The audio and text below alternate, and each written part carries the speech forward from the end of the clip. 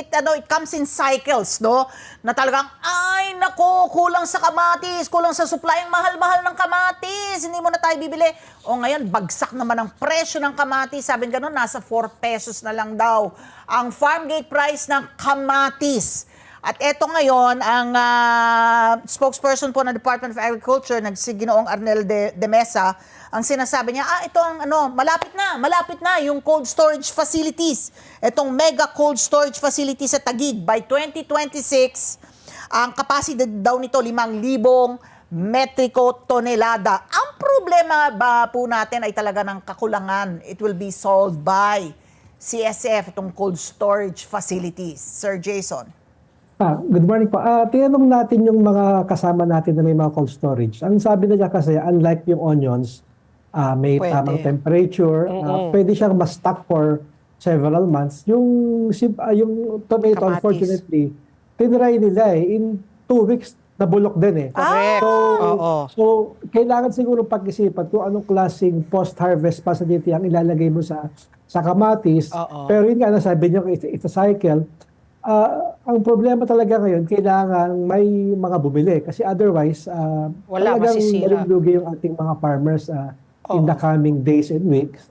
So, while we are, exposing this situation, we are also encouraging po yung mga bulk buyers, yung mga institutional buyers like restaurants, and even government agencies na talagang namimili naman ng mga pagkain.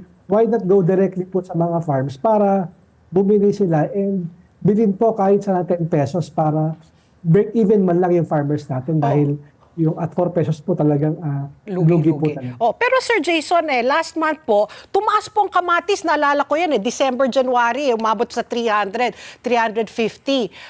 Tapos ngayon, biglang, parang naging masyadong extreme, no? Napakamahal, ngayon naman napakababa ng presyo. Bakit po, hindi wala po tayong naging compromise pagdating po sa kamatis, naging extreme? Parang ngayon ko lang to na-encounter. Ang nangyari po kasi dahil yung mga bagyo last year, may mga areas na na-delay yung pagtatanim ng kamatis. So, nagtanim sila latter part na ng December. Tapos, kasabay niya yung mga talagang nagtatanim ng latter part ng December, January.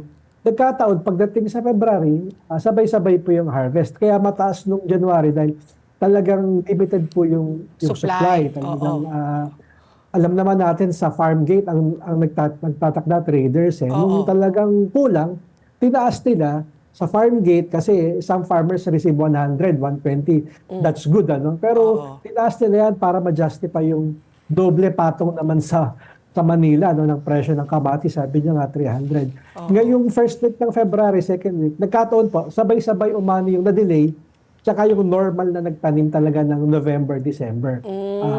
Talagang kakaiba po ngayon dahil marami talaga yung naani and tingin nila hanggang matapos to by end of mid-March, may mga aani pa. Kaya oversupply. Mas sinisilip nila na lalo pang babagsak. I don't know kung babagsak pa sa 4, sobrang baba na.